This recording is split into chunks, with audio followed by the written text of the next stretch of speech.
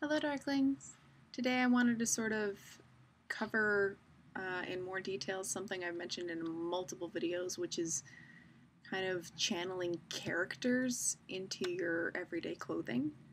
And that's how I come up with all of my outfit decisions, really. In general, my personality is composed exclusively of characters and other people. It's a mix mash collage has made me who I am. I don't really know who I am at the core of that, but that's totally fine. So, in general, I start my days when I'm planning outfits and ways to dress. I'm planning who am I today? And so, who I am today is not the person I am yesterday, and it's not the person I will be tomorrow, because that's just how I work. And not everybody works like this, I understand that, but it's really a helpful mindset when you're trying to come up with outfit ideas, especially if they're outside the box.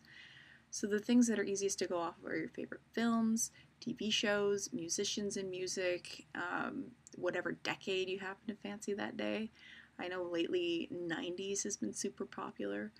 For example, probably one of the most popular styles I've seen at art school is the kind of hipster style, which is around mid 90s, between 94 and 96, and usually looks like something you get out of the movie Clueless, or maybe The Craft, because the witch thing has been really popular too, not just in goth culture, but in popular culture.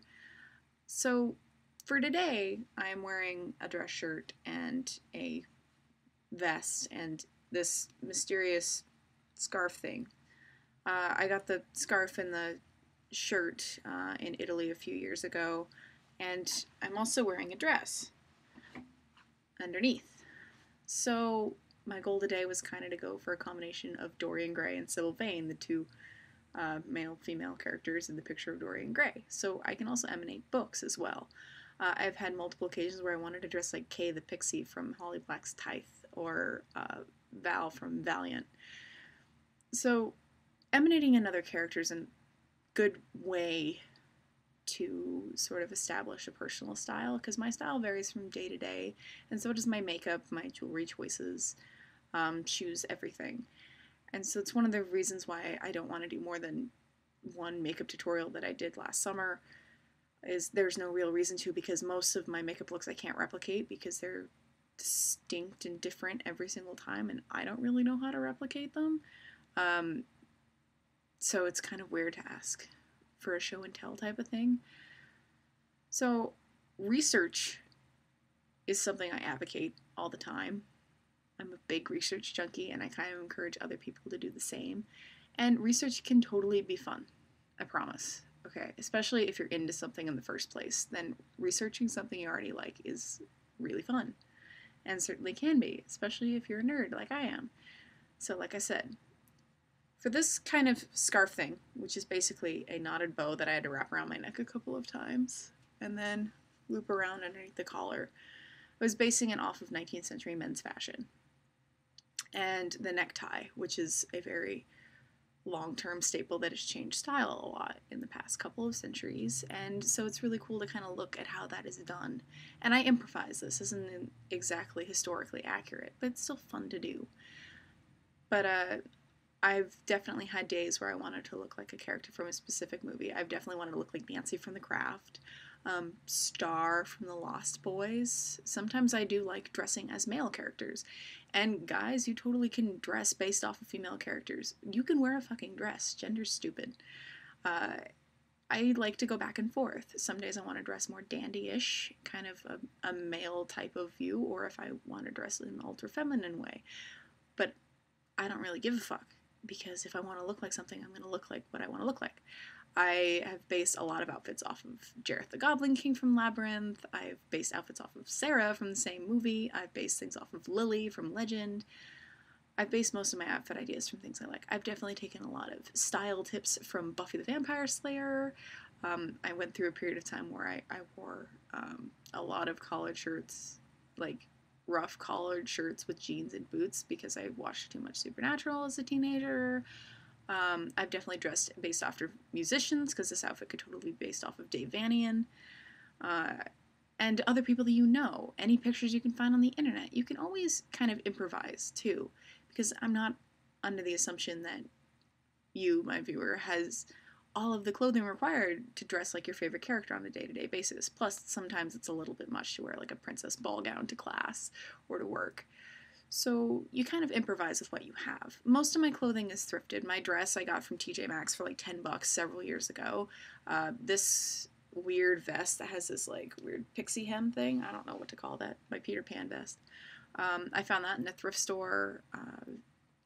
It's really not that hard for me. Plus, I know it's more complicated in other countries than in the US to try and find secondhand places and vintage stores, and so you usually have to order offline, but you can usually find things fairly cheaply if you look. This is, again, applying to the US because I'm not really familiar with other countries and how that works, so I can't verify it. So basing your outfit decisions off of characters is usually a really good way to kind of explore ideas. And it's all a matter of practice, too, to try and see what works together.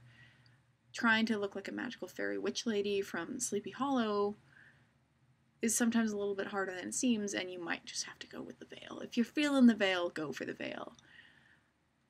It's kind of fun to layer up, to mix and match, and to try and get different ideas. Sometimes I will wear the same article of clothing multiple weeks in a row, like once a week, but you won't be able to tell it's the same article of clothing because I paired it with something else and worn my hair and makeup differently, so you can't really tell it's the same thing I wore the week before. I like to be under the assumption I have not worn the same outfit twice in 8 years, which is more or less true, except for like maybe some jeans and t-shirt combinations I've worn to work. I pretty much have not really repeated outfits too much because even if the outfit is similar, my hair, makeup, and tights will be different, or my shoes will be different. Or I might put on a waist belt or take away a waist belt and something like that. So it's totally a mix or match kind of game. And you also want to prepare for the weather. Like today, it's kind of overcast and rainy, and so I wanted to feel that Victorian English vibe.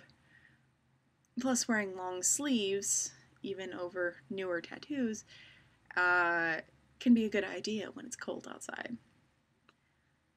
Plus, it's awesome that this dress has pockets, so that's just a bonus. Build up a collection of clothing, get basics, and then you can sometimes find fancy schmancy items in other places like thrift stores, vintage stores, Goodwills, Salvation Armies, and ordering stuff off of line. It's, for the most part, not worth it to expend a lot of money to buy like one item of clothing.